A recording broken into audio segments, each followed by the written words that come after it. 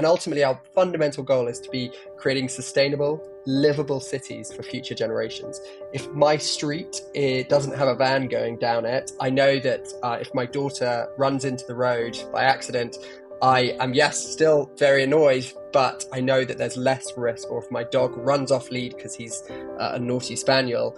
And so for me, it's about creating this efficient logistics network that is genuinely much cleaner. I cycle everywhere. I was diagnosed with late-stage cancer, so I had emergency surgery to remove 20 centimeters of my bowel and a tumor the size of a grapefruit. I then, sadly, it had spread, so I had to go through chemotherapy for 9 months.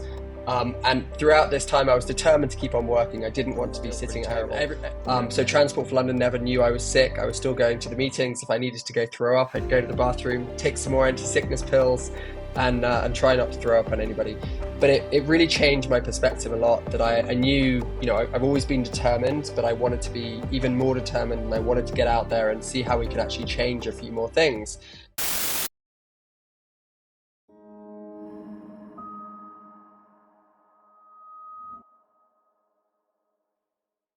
Where I'd like to start, if you don't mind, is going back in time, looking a little bit at your experience to try to get a feel for the context of how you arrived at the point you arrived at with Fin today.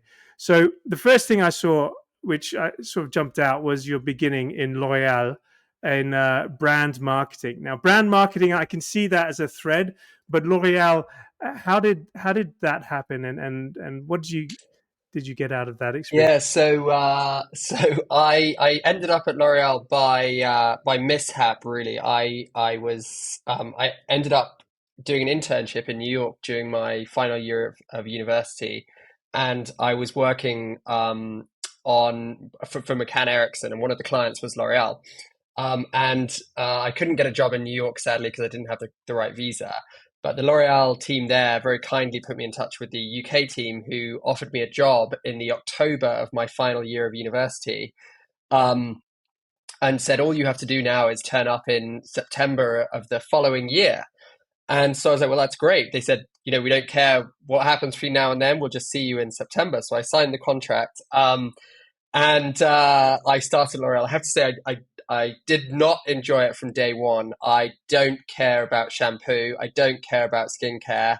It is a very innovative company, but it's not my cup of tea. But luckily, I managed to make the role my own.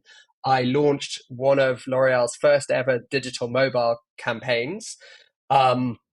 For a brand called Vichy and La Roche-Posay, which is their active cosmetics brand. And from there, I got an email or I got a LinkedIn message from a recruiter at Google, and I actually managed to get my job at Google from that. But I would say one of the things that L'Oréal actually measure you on is your sensitivity to the métier, which is your sensitivity to the brand. And I was definitely not very good at that, because I do not moisturize, I do not shampoo my hair. So I was not a great ambassador, I would say. Okay, but so then you got headhunted and pulled into Google. Well, So that headhunted is a big word. I got sure, asked to come and interview. There are, back then it was, I think, 12 or 15 interview steps. And after that, I got invited to join Google. great. And there you jumped into product marketing. So it's along similar lines.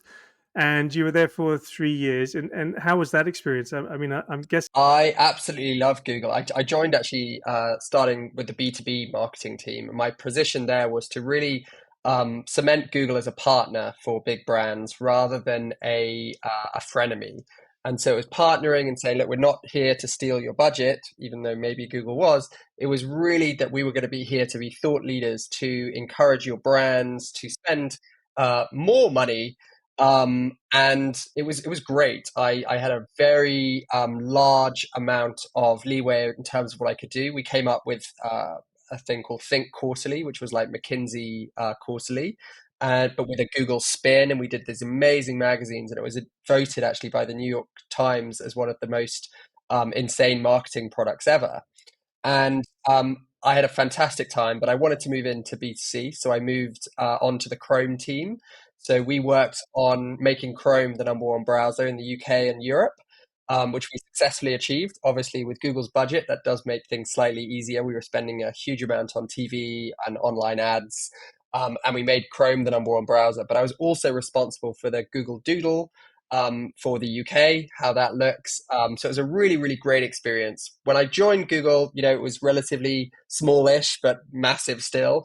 But when I thought about leaving, it had become such a large company. There were so many layers of approvals, and it had become a company where you didn't actually need to put 100% in because it was so big. You had 5 people doing the same role, and we've seen that now with the big tech layoffs. I think that has happened is that these companies are more profitable than ever and more efficient than they have been previously because they've actually got rid of a lot of the excess fat. And I've always been an entrepreneur at heart and finding the most efficient way of doing things. And sadly, I felt that I could have a lot more fun and a lot more impact by leaving Google. Okay, and you kind of can see that, like when looking back at your experience, you spent three years in L'Oreal, and then 3 years in Google, and then after that you start moving pretty quickly, right? So from Google, you went Yeah. you went to is it Get? Is that how you pronounce Yeah, so I went to Get. It was called Get Taxi at the time. So I joined Get. It was at a very, very hyper growth stage, operating out of Israel, Russia, the UK, and the US. It was my first foray really into a company that wasn't that established to come. But we managed to cement the brand as like a global brand, secure some more financing.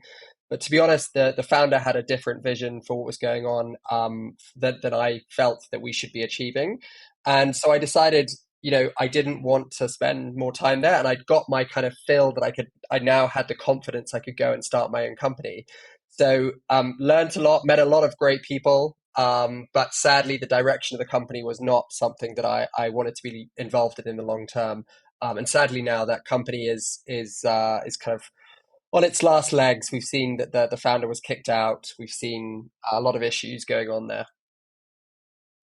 at from one respect, that was the beginning of your journey into Absolutely. on-demand mobility and that kind of world, right? So you've gone from the digital world into a slightly different space, I suppose. And then, is it from that you took on founding your own organization? Yeah, so I founded a company called Sup, which was a social app to see if any of your friends were nearby. We managed to, we raised a small amount of capital, but still significant for us. It was about £400,000. And we were so good at getting users in and getting press and getting excitement about it. But sadly, we never really found product market fit for that. So we managed to keep going for about 2 years. We got to, I think we had about a 240,000 users. So we were really good at getting those users in, but we really couldn't retain them. And so we decided to close that down, and we pivoted into another company that was doing online polling. So we could send out use Curious. So we could send out a question very, very quickly we managed to get about 20,000 people using it within the first 2 weeks. And we'd send out a question that could be answered yes or no. So it would say, is this your main source of news? Is this whatever, whatever? We'd get about 20,000 people answering every day. And what it was is you could answer right from your lock screen. And then we'd have a random raffle, and the person who came out of that raffle would get £100 or $100. So we launched in the UK and the US, and we very quickly got acquired, which was great. So we decided that the growth of the company, because what we found is after we got past kind of 2,000 people or 1,500 people answering every day, the variance that it would change was like 0.3%. So we were so precise after that the 20,000 people didn't really matter. So we got acquired, which was fantastic. It meant that I could have a bit of time off to kind of recover and recuperate from two very exciting startups, but I definitely wanted to do something else, which then brought me to Bolt, which is an amazing company. Sadly, I was actually away on holiday, and I was coming back to the UK, and I was reading the news that Bolt had launched in London. And the next day, they had received a cease and desist letter from Transport for London because sadly they launched without the proper license. Now, someone put us in touch, me in touch with the founder on email and said, "Hey, can you come and like meet me? I'm in London. We need a bit of help." And I said, "Sure." So I went in and met. Anyway, they said, "Can you consult for us? You know, after a 5 minute conversation, could you come and consult for us? We need an adult." And the founder at the time was 23. He's an amazing founder. Just super operationally focused. And anyway, I joined instantly trying to just fix some issues. And after a week, they were like, "Okay, we need you to come on full time." Sadly, we had to go and we had to plead guilty in court on behalf of the company because they'd been operating illegally. The director at the time had to plead guilty. And then we had to refresh our relationship with Transport for London. We had to go in and show them what had gone wrong, what we were going to do to change it, and now that they had a semi-responsible person in charge.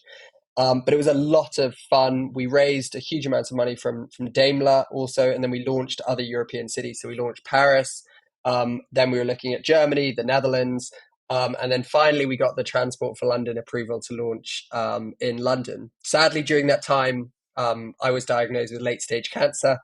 So I had emergency surgery to remove 20 centimeters of my bowel and a tumor the size of a grapefruit. I then, sadly, it had spread, so I had to go through chemotherapy for 9 months. And throughout this time, I was determined to keep on working. I didn't want to be sitting at home. Everybody reacts differently. I was extremely, extremely sick. For the first week, I was doing 3-week cycles. For the first week, very, very sick. Second week, I felt a little better. And third week, I felt less bad, but still pretty terrible. So Transport for London never knew I was sick. I was still going to the meetings. If I needed to go throw up, I'd go to the bathroom, take some more anti-sickness pills, and try not to throw up on anybody. But it really changed my perspective a lot, that I knew, I've always been determined, but I wanted to be even more determined, and I wanted to get out there and see how we could actually change a few more things. And I was constantly looking at cities because, ride hailing is always looking at cities. And when I was going through chemotherapy, I would take my electric scooter and I'd scoot down to the hospital with my wife on the back. And we'd, I'd just be looking at how cities have been changing. In 80 years, we've essentially designed cities around automobiles. And, obviously using bicycles and things to move people and goods around a city is not a new idea. UPS got their start being a delivery service in Seattle a long time ago. Anyway, so I finished chemo. Luckily, I'll be 5 years clear on the 27th of April of 2024, which is fantastic news. Thank you. I after that I went to Bolton. I said, "Look, I'm exhausted." This was in 2018. I said 2019. Sorry, I said, "I'm exhausted. I want to have some time off." So we agreed it would take me about 6 months to phase out of the company because we were doing an investment round and I did not want to upset that. And we were also, we'd secured the license from Transport for London and I was the named member on that. So it took about 6 months to phase out, and I'm still a very, very proud Bolt shareholder, and I'm still a cheerleader from the side of what is an amazing company. But I decided again, I would just have a bit of time off from, my body wanted to recover from everything that I'd been through. And so I did some consulting. I was kind of busy talking to a lot of charging companies. Was very fortunate that I could make a few investments and help some investments that I made. And then I also joined the board of Bell Research UK. Sadly, we saw COVID come about then as well. So that meant that we weren't able to travel or anything. And during that time, I just spent a lot of time reading, consulting with a lot of people, meeting a lot of fantastic people. And eventually I'd been looking at cities, as I said, and I just thought we have to see a change in what's happening in cities. And in London, we saw low traffic neighborhoods become a thing during COVID. And this was to ease the congestion in kind of residential areas. So more people could walk with more space, so we could have social distancing, but also that Waze drivers or black taxi drivers with the knowledge could not use neighborhoods as shortcuts. So they were actually residential and they weren't meant for through roads. And so this meant that more and more of our deliveries got cancelled because the delivery drivers could not drive their vans through these areas anymore.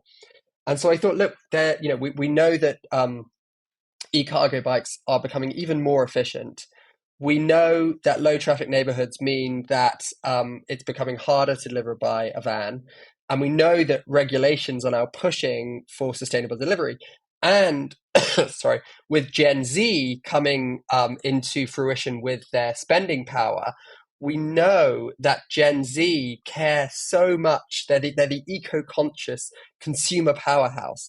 And they want to align with brands that align with their environmental beliefs. And we know that if you are looking at the carbon footprint, it's a kind of a tangible commitment, a signal of a company's commitment to the environment. And we know that we were looking at it. Eco-conscious shoppers will actively seek out brands that prioritize sustainability. So we kind of looked at this, and I said, floated it past a few friends and said, "Do you think this is a good idea?" Obviously, a few variations of it came about. Managed to put a presentation together, managed to persuade a couple of people to give us 20 grand here and there. And we managed to raise a pre-seed round, and we launched in January of 2023, which we had 4 bikes. I would go out and rescue bikes all the time if we ran out of batteries because we didn't have enough batteries. I'd take all the charges in my backpack, use a Lime bike to get there, take the batteries to a pub and ask the pub very kindly if I could sit there and work for 4 hours whilst I charged these batteries so I could get the bike back to the hub. And, we really managed to see that we could fundamentally change the environment and how cities work. Now, we're not militant cyclists. Yeah, we're multimodal. We use electric vans, and I'm not particularly good at anything. I've always had a fantastic team around me, but what we do is we can see that we knew that cities have to change. We cycling infrastructure is improving, and so many people cycle in the Netherlands, which is where I grew up, because the infrastructure is amazing. You don't feel threatened from other road users. You can get there safely and efficiently. And so, pushing this out, we thought we can get more efficient deliveries. We can have an impact. And we know that 91% of all deliveries within London could fit in one of our cargo bikes. And if we think of how many vans we could take off the road, which would reduce congestion, it would just be absolutely fantastic. Because the problem is, whether you order a new iPhone today or a new sweater or a 60-inch TV, it's going to come up in a delivery van, which most likely has a big, powerful diesel engine. And we're not anti-van. Yeah, vans definitely get the job done. But sadly, they emit lots of carbon. They take up lots of room. And they sadly do kill and injure lots of people. So in London, for example, they're about 19% of the overall miles driven, but they're 30% of the city's transport-related CO2, and they're 41% of fatal cyclist crashes. So what we can see is these vans, they have to deliver anywhere from, a narrow one-way street to a super busy intersection, parking on the side of the road, causing huge issues, getting parking tickets. And so for us, what we did is we break down these delivery into 2 stages. Firstly, you have the first mile, which is your sweater is made somewhere. It's then takes a long freight journey, probably via an aeroplane or a cargo ship, and then it's put into a warehouse, which is probably somewhere just outside London. Now that's where we come in. It's outside London. That's where the last mile starts. Now usually it will be loaded onto a delivery van with a big diesel engine, and it would be driven into the city. They do a route, and it would eventually come to my house, and I would take delivery of that sweater. Now it could have traveled thousands of miles. But depending on where you live, which is in the center of a city, it's probably about 50% of the carbon footprint is just that last mile because it's super inefficient. And we know that when vans are coming into cities, the majority of them are just half or less than half full. And so that's where we can use these amazing e-cargo bikes. And we specifically use Fernhay e-cargo bikes because they are built as commercial vehicles. They can carry 250 kilos, and they are extremely safe for our riders, which is extremely important. Now, we're obviously using e-assist bikes, so we are, it's not too much work for our riders, but we do ensure that we use these Fernhay bikes because our riders are protected from the elements as well. If you're using a trike, a lot of companies do, nothing wrong with that. It's just that if it's pouring with rain, it's pretty miserable to be a delivery rider out there in the rain and cold all day if it's pouring with rain. Sadly, we are in London and it rains a lot. So we specifically go for these vehicles because they're protected from the elements and also protected from other road users. So we go on. Ask you a quick question.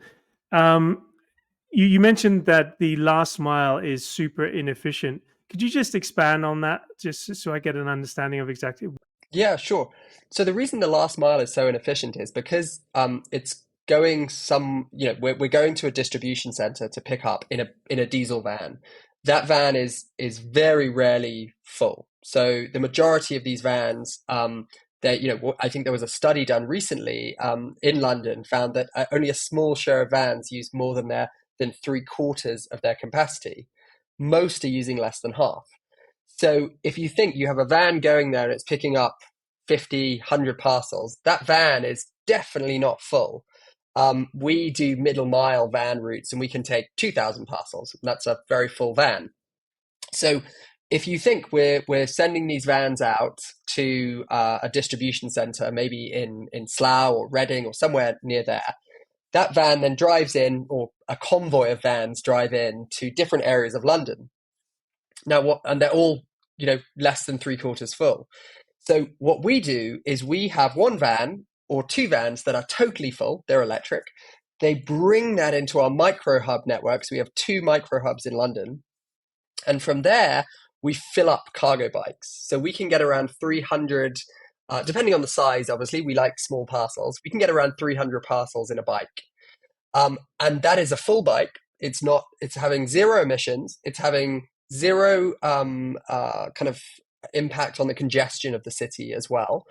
And we know now that comparing cargo bikes to a delivery van, obviously a delivery van, if it's totally full, can carry more parcels. It's extremely rare that it will be totally full.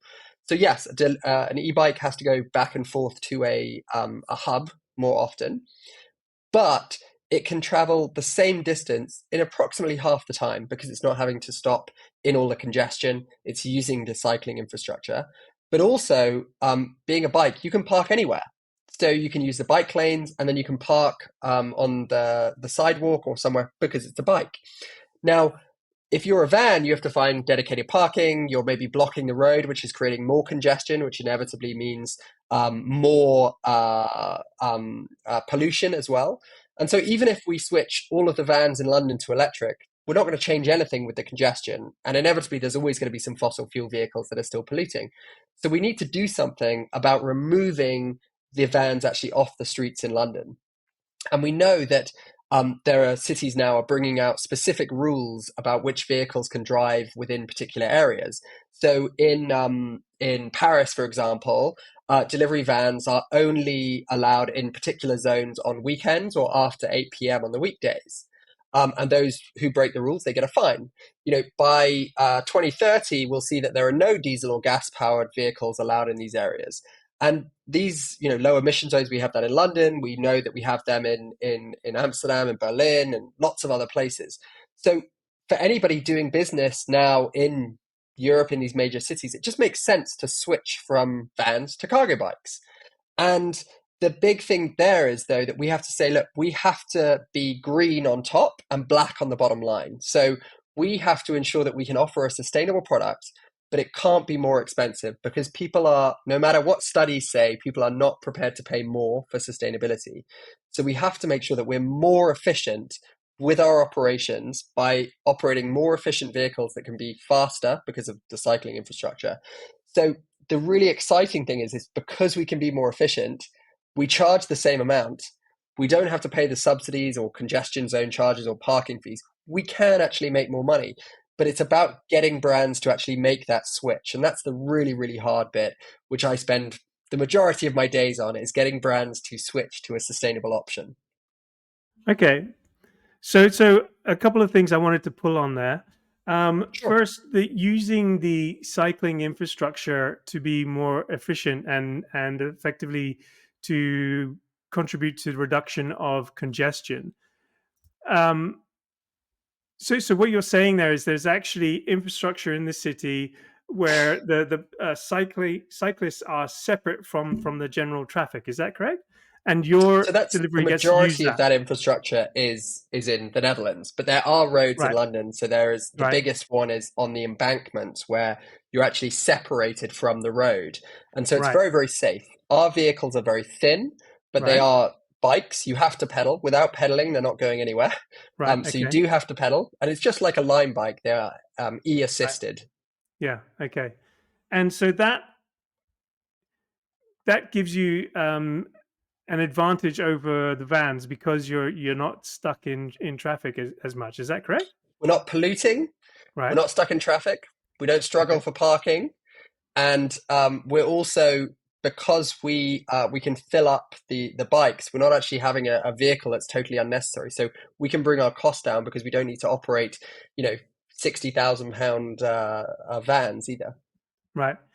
And so you've established all of this in since your start in January 23. So that's 1 year ago now.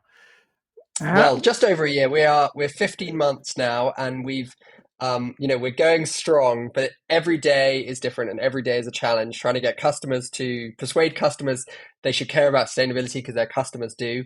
right. But yes, we've been going just over a year. And so you mentioned starting with 4 bikes. How has your growth gone, and what are the things that are either contribute or are the things that are holding you back your growth?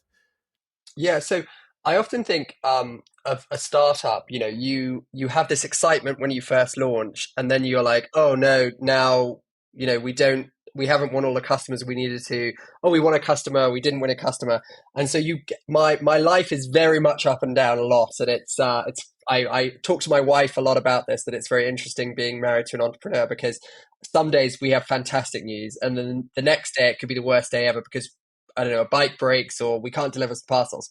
So the really difficult bit is persuading brands to choose to use us because it's just like the IBM example. Yeah, no one gets fired from choosing DHL or FedEx. Whereas if you choose Fin, sustainable deliveries, maybe it's a smaller company, so people do a lot of extra due diligence. Now we deliver for some major brands already. We don't actually name our brands, so I'm not going to talk about them, but we deliver for some massive brands, and we're so delighted that we can be delivering for these brands. But it is every day is a challenge to kind of get to where we need to go. And when we started in January, we had one customer in 2023. We now have almost 60 customers, and some of them are shipping 10,000 parcels a day. And so it's just been a constant. Being an entrepreneur is about being immensely curious and not letting anyone say no to you, and just continuously pushing, and being relentless. So I have the snooze function in Gmail where you can make an email pop up if no one replies to you. I use that constantly. So I have email reminders. So I message people and say, hey, we chatted 6 months ago. You said you were going to look at this in 6 months. Let's chat now. And so it is, it's about being relentless. It's about using technology as smart as possible. So we use AI in all of our technology. We have our own routing technology, which is all AI driven to make it more efficient. But it's been a very, very tough journey persuading companies to start to use us. It's been exciting. There's never a dull day. It's very, very up and down, as I was saying. But it's just convincing people they should give us a shot so that we can get people to start getting towards sustainable deliveries. Maybe just to double down on that just a little bit to paint a picture Sure. of like because people will be wondering, well, your option is greener, it's the same price, why wouldn't brands just switch, right? But there's a cost Absolutely. to switching, and so can you just talk a little bit about people's reluctance to switch? Yeah, so I think there is a cost to switch, yeah, but we know that brands now they need an alternative for next day shipping, an Amazon like model for retailers that are looking to improve their logistics agility. Now, if you are working with a traditional provider out there, with Every, which is in the UK, DPD, they are, yes, they're shipping millions of packages probably every week, and they're doing a fantastic job at that. But they don't really care about the customer, and they are not actually giving the attention on the technology, because they built this tech 10, 20 years ago. And so what we've seen is that this technology was designed for diesel vans, and people go for well-known brands. So they're saying, oh, well, as I said, I'm not going to get fired for choosing Every. We have to go to a brand and say, look, we only deliver within the M25 of London, but that's about 33% of all UK parcel deliveries, and it's the most congested and most polluted place. Plus, we'll do it for a very similar or same cost that you're currently using for deliveries. Why wouldn't you want to use us?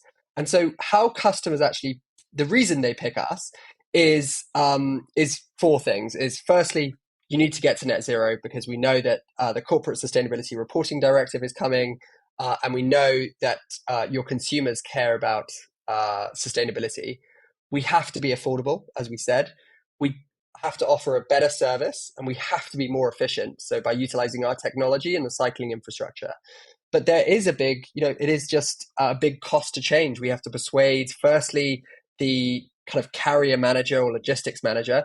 We then probably have to get sign off from their COO or maybe the CEO to say, yes, we're prepared to change from our carrier relationship to a new carrier relationship. And it takes time. The sales cycle is a long time. And every day, we've had conversations we started in December 2022 that we're now looking to launch in October 2024. So that's almost 2 year sales cycle, which is crazy. So we have to recognize people do not move fast with this type of thing. And a lot of companies, they're just like, okay, great, we've had a chat with Finn. We like Rich. We like the concept. Will they be around in 6 months? We've proved that we are profitable. We can be around in 6 months. We're still here, and we have, even if we didn't raise any more money, we're profitable. So we have years of cash left.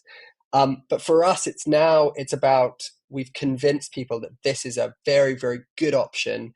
It's a better option, and it costs the same price. So why wouldn't you want to be 100% sustainable? Sure. And on that point, and talking about net zero, how do you guys think about like your impact and the impact that your customers might be having, or the carbon footprint savings or things like that? Do you record that kind of stuff? Is it sort of something that you feed back data to the customer to say that you've now saved this much, or how do you So guys think we about that? feed that back to our actual, the customer, so the shipper. So Right, we feed that back every month, and we say, look, this is how many parcels you ship, this is how the distance that we traveled, right. and this is the amount of carbon you saved this Saved. month. Right. For everything, for us, it comes into the data, how we can make deliveries more efficient and save more unnecessary journeys, and ensure that we're never using a diesel van. For us, last year we did, I can't say the number, we did many deliveries, thousands and thousands of deliveries, hundreds of thousands, and we Sure. saved tons of carbon there. Right. Now, if we Okay. hadn't have been around, that would have gone on to other trucks Right. that are most likely diesel. For us, it's about now winning more customers to grow that density and then launch in more cities. And is that a? And sorry to be uh, diving in deep on this bit, but is that an important part for your customers? The fact that, okay, after 1 year they've saved X amount of carbon. It absolutely is, because we know now they have to report these. Their shareholders, their stakeholders, and their customers care about what they're doing for the environment. They don't, that's why people choose to use grind coffee instead of Nespresso, because Right. Nespresso is an amazing brand, and they're working on some great sustainability objectives at the Mhm. moment with their pods. But the majority of their pods are aluminium, which take hundreds, if not thousands, of years to decompose. Grind coffee have their amazing pods that decompose within 6 months. Yeah.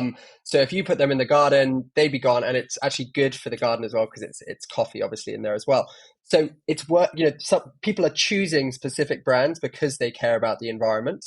Yeah, yeah, people are relating more because to brands because they care about it, and these brands now have to report that to their stakeholders. yeah, exactly. Okay, cool.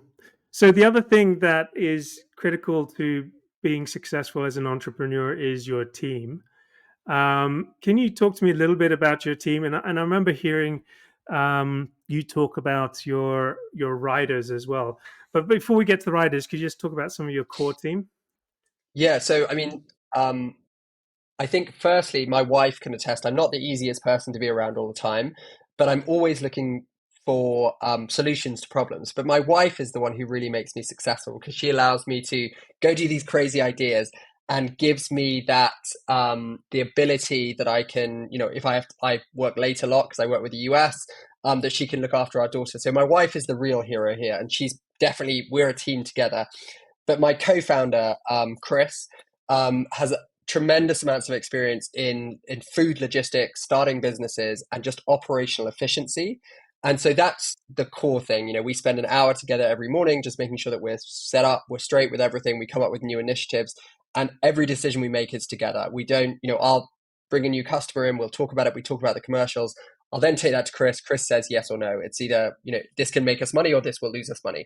We figure that out together. We then have a very small core team of just 4 people. So we've got myself, Chris, we've got our operations manager, and then we have our central operations who does all of our kind of technology optimization.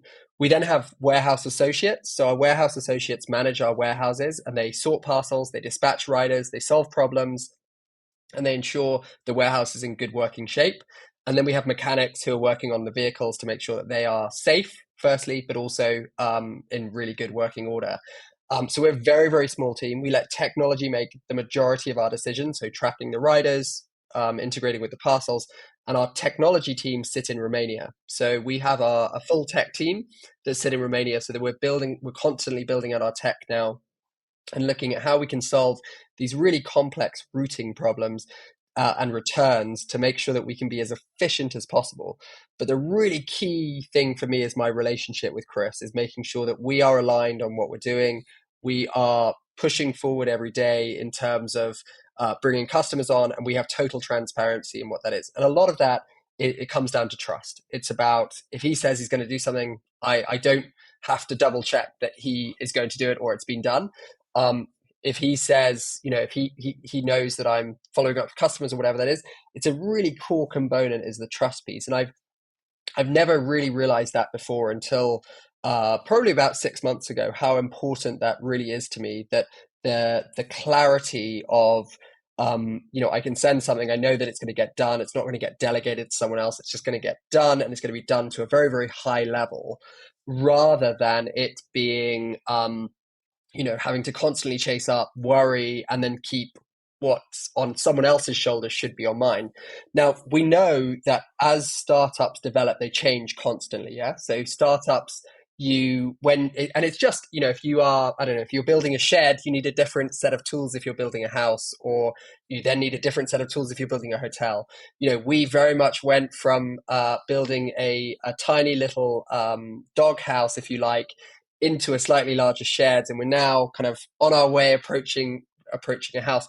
And so you constantly need different tools. And so a lot of people come and go into startups at this stage because you need a spanner to start with, then you need a hammer, then you need a screwdriver. And so teams are very much changing, and I think we found a really amazing mix now that we have that core team in place where everyone is in harmony. We have to make sure that people are working really, really well together.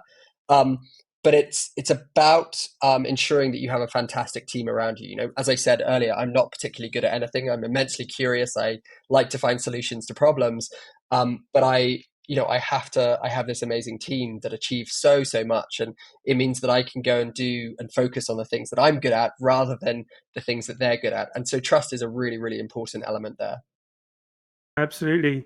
And I like your comment about the co-founder. I too, I've had co-founders in my company, and I wouldn't do it alone anymore. If I was to start another thing, it would always be with It's co-founders. just the problems as well. Like you have, if you're worried about money, or you're worried about a legal issue, or you're worried, no one else really gets it if they're an employee. You really need that co-founder, and you can go to them and be like, this is really like, this is what's on my mind. And they can either say, oh, don't worry about it, it's nothing. Or they can say, yeah, I think we should look at it like this. And I have a very, a very, very direct approach, whereas Chris is far more empathetic.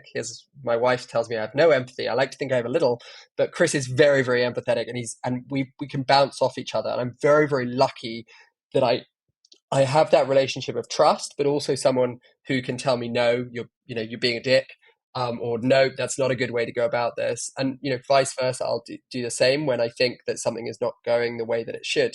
But for us, it's all about communication. We have to have really good communication. And if there's an issue or you're worried about something, talk about it straight away, get it out with. And that's what we do. I don't like to leave things unsaid. I like to say, this is what it is. Great. I'm sorry, that's gone wrong, or this is my fault, whatever. Let's move on. This is the solution. And so you have to be solution orientated. You can't be problem orientated. We face problems every day, and there's no such thing as, people say, what's your average day? There's no such thing. Could be random issues pop up, could be with accounting, could be with our tech teams. But I'm really, really fortunate that I get to do that. And yes, it's very, very, very stressful, particularly raising capital in an environment where a lot of investors do not want to put money into mobility, because we've seen the electric scooters take a lot of capital. We then saw instant delivery, the 10-minute delivery apps take off, eat billions and billions of dollars, and really see very little shareholder return. For this, we knew we're not, just raising investor money for nothing. We are raising investor money to build a profitable company that can see huge returns, but also huge returns for the planet. And for us, the most important thing there is that we take on capital when we need it. We don't take on too much. And I think my co-founder, likes to remind me that he thinks it's a blessing that we never took on money, in the good days in 2020 and 2021, because we'd have had too much and we'd have spent it. And so we acquired our first company in December of last year, a Swedish company. And that has meant we've managed to integrate a lot of their technology into us, look at what their operations was, and make sure that we're doing things that are efficient as possible, maybe better, maybe some things we can learn from and do better and take examples from what they were doing. Acquisition. Wow, that's a brave thing to do at such an early stage. I would like to double click on that, but one thing I wanted to get to is, obviously the front line for you and your team are your riders. So can you talk a little bit about your riders, the team that you have, how many riders, and Yeah. how involved they are in the company? So our riders are the most important people in the company, without a doubt. And we want to make sure that we have lots of parcels for them to deliver, because then they can make great money, and they can be out there.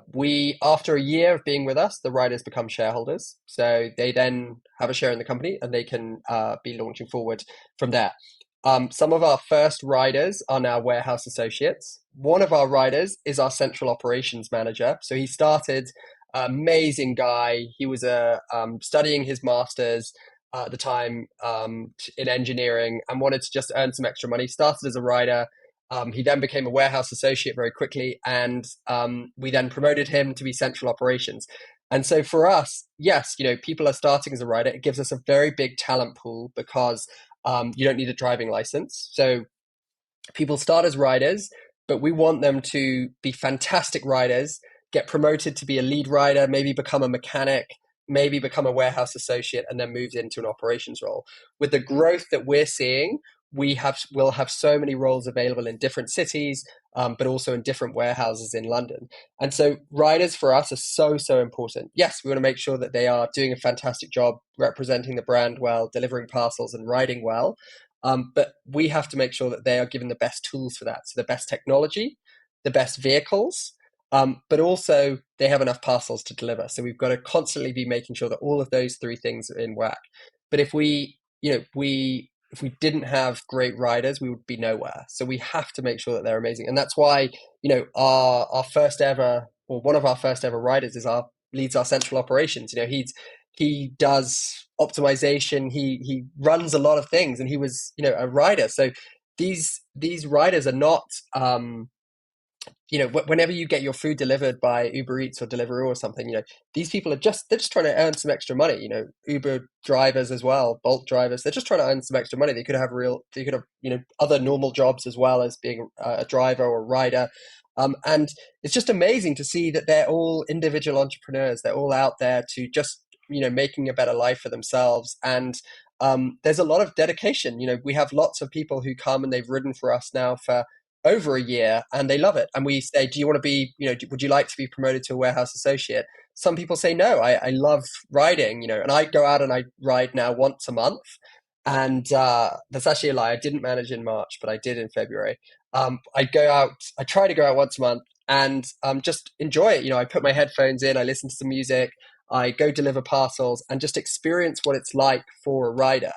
And we all have to make sure that we do that, because then we know what the real problems are and what the solutions could be as well to any of the problems that we come across. But yeah, our riders are fantastic. We have a WhatsApp channel, we have Slack open. So if anyone has a problem, they can come to us, they can talk to us, and we're there to support. We often have it that riders need to borrow some money to get through a month or a week. We pay weekly, and we always make sure that we do the right thing there. We like people to come and ask us if they're in trouble, they have something they need, come and ask us, and then we'll sort it out. I'm conscious of time. I don't want to keep you longer than we agreed. So I want to start wrapping things up. But I want to ask, firstly, congratulations. This is really exciting. I find it hugely exciting what you're working on. I would say I'm almost jealous, but I also know the amount of crap you're going through and the problems you're trying to solve. So, good on you. Well done. It's fantastic to hear the progress you've made in just even a year. So I'm excited to see where it goes. But my last question is around, where is this going? Where do you see this kind of thing going? And what's your vision and your mission? Yeah, so for us, our vision at the moment is we want to create a really fantastic experience for people who want a next day shipping experience. Now, the majority of people at the moment, they go to Amazon, yeah? But for anybody else who doesn't want to sell on Amazon, who doesn't want to pay Amazon the 20% or whatever it is, we can pick up packages from fulfillment centers, we can sort them, and we can deliver the next day with zero emissions. So it's a super flexible, responsive shipping network at a time when retailers are diversifying their carrier portfolios and facing huge challenges around customer demand, driver shortages, and rising cost. So we are going to be we're seamlessly integrated with all of the leading platforms from Metapack, Nshifts, Saniao. So we leverage all of this artificial intelligence and machine learning to optimize parcel delivery, ensuring we can be 25% more efficient. And ultimately, our fundamental goal is to be creating sustainable, livable cities for future generations. If my street doesn't have a van going down it, I know that if my daughter runs into the road by accident, I am, yes, still very annoyed, but I know that there's less risk. Or if my dog runs off lead because he's a naughty spaniel. And so for me, it's about creating this efficient logistics network that is genuinely much cleaner. I cycle everywhere on a bike. I have a Dutch bike, and just when you pull up next to a truck or a van, it's just polluting diesel fumes into your lungs. It's not very pleasant. And if you do need to get a car across town, I don't own a car, but if I rent a car, so we rented a car for the Easter bank holiday, the traffic is just terrible. Whereas if we remove all of those vans from the equation and we get more people cycling, we can really change how cities work. And so for me, it's about getting more parcels into our bikes to make sure that we can increase that density to clean up cities. And then it's launching more cities in the UK to clean up the city centre, because vans work perfectly in rural areas. Yeah, that's absolutely perfect. But the city centres where we can come in, we can clean that up, and we can create this kind of UK-wide network for clean cities, and then potentially look at Europe and launching our technology for other operators so they can be integrated with these major brands as well. It's a fantastic vision. I really support that idea and look forward to what it's going to look like. Rich, if people want to follow what you're working on, Where's the best way for them to do that? The best way is to go to our LinkedIn page, which is Fin Sustainable Logistics, and give us a follow on there. And you'll Right. see all of the updates we do. We do very regular updates on what's happening in the sustainable logistics world. If you are a brand and you want to be shipping sustainably, send us an email at hello@finmile.co. And if you're an investor and you want to spend millions of dollars on a very good company, let us know as well. Excellent. I'll be sure to send this to all my investor friends. Thank you. I really appreciate that. It's been Rich, really lovely to chat. thanks very much. Cheers. Thank you.